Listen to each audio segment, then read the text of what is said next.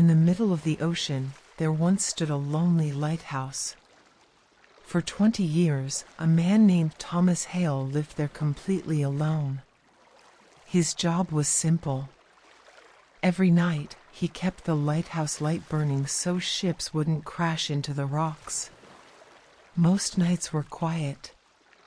Just the wind, the waves, and the slow turning of the lighthouse beam. But one night, something appeared in the fog.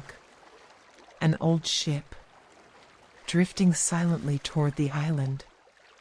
Its sails were torn.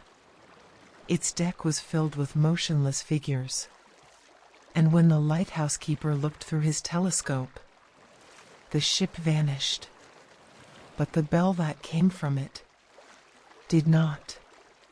Because minutes later, that same bell began ringing from inside the lighthouse, and no one had entered the tower. Part 1: The Lonely Lighthouse. The sea was calm that night. Not the peaceful kind of calm, but the kind that makes the world feel strangely quiet, as if the ocean itself was waiting for something. Far away from cities, far from the glow of streetlights, stood a lonely lighthouse on a small rocky island. There were no trees there, no houses, no people, only the lighthouse, and the man who lived inside it. His name was Thomas Hale. For almost 20 years, Thomas had lived alone on that island as the lighthouse keeper. Every evening before sunset, he climbed the narrow spiral staircase to the top of the tower. Step after step, the stone walls echoing softly around him. At the very top waited the great lantern, a massive glass chamber that held the light guiding ships safely through the dark sea. Without that light, ships could crash into the hidden rocks surrounding the island. And Thomas knew that. So every single night he followed the same routine. Check the oil, clean the glass, wind the mechanism, light the lamp. Then he would sit quietly in the keeper's small room, listening to the waves striking the cliffs below. Most nights were peaceful. Only the ocean, the wind, and the slow turning of the lighthouse beam above him. But one night, something changed. Part 2: The Fog. It began with the fog. At first, it appeared as a thin gray layer far out at sea. But within minutes it grew thicker and thicker, until the entire island disappeared inside a silent blanket of mist. Thomas had seen fog many times before, but this fog felt different. Heavy, unnatural. The beam of the lighthouse struggled to cut through it.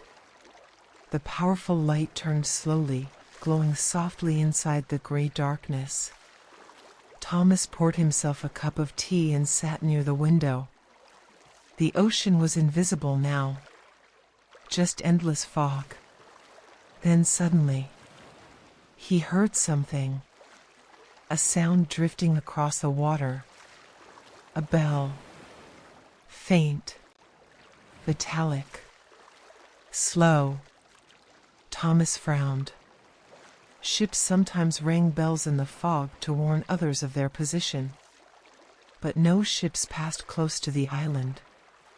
The bell rang again. Clang. Clang. Clang. Slow and distant. Somewhere inside the fog. Part 3: The Ship. Thomas climbed the stairs to the lantern room and stepped onto the outside balcony. The fog swallowed everything. The horizon was gone. The sea was gone. Just endless gray silence. Then, he saw a shadow. At first it looked like a darker patch inside the fog. But slowly, The shape became clearer. A ship, drifting silently toward the island. But something about it felt wrong. Very wrong. The ship looked ancient. Its tall wooden masts leaned slightly to one side. The sails hung in torn strips. And there were no lights. No voices. No sound of engines. Just the slow ringing of that bell. Part 4. The figures on deck. The ship drifted closer. Too close. If it kept moving like that, it would crash against the rocks surrounding the lighthouse. Thomas quickly adjusted the lighthouse beam and aimed it directly at the strange vessel. The bright light cut through the fog and illuminated the deck. And that's when Thomas froze. There were people standing there. Dozens of them. But they were not moving. Not even slightly. They stood perfectly still along the railings of the ship. Their clothes looked old. Very old. Long coats. Heavy cloaks. Wide sailor hats from another century. Thomas grabbed the brass telescope near the lantern and looked closer. The figures were pale. Their faces expressionless. And none of them reacted to the light shining directly on them. They looked like statues. Or shadows. Part 5. The disappearance. Thomas kept watching through the telescope. His heart was beating faster now. Something about that ship made the cold air feel even colder. Then suddenly, the ship disappeared. Not slowly. Not fading away. It simply vanished. One moment it was there. The next moment, nothing. Just fog. Thomas lowered the telescope slowly. His mind struggled to understand what he had just seen. Maybe it was a trick of the fog. Maybe his eyes were playing tricks on him. But then, he heard the bell again. And this time, it was not coming from the sea. It was coming from inside the lighthouse. Part 6. The bell inside the tower.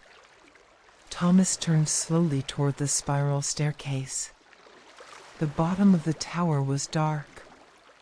And somewhere below him, the bell rang again. Clang. Clang. Clang. Slow. Heavy. Echoing inside the stone walls. Thomas grabbed the lantern hanging beside the door and began walking down the stairs. Each step echoed loudly. The bell rang once more. Louder now. Closer. Clang. Clang. Clang. When Thomas reached the bottom floor, the sound suddenly stopped. Complete silence.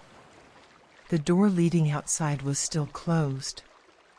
Still locked. No one could have entered. Yet he knew what he heard. A ship's bell. Inside the lighthouse. Part 7. The lifeboat. Thomas slowly opened the heavy wooden door. Outside, the fog had begun to clear. The moonlight spread across the ocean again. The water looked calm. Peaceful. As if nothing had happened. But then he saw something floating near the rocks. A small lifeboat. Old. Wooden. The waves pushed it gently against the shore. Thomas stepped closer and lifted his lantern to see inside. The boat was empty. No people. No supplies. Just one object. A rusted ship's bell attached to the front. The bell moved slightly with the motion of the water. Clang. clang, clang. Part 8, The Final Mystery. Thomas stared at the bell in silence.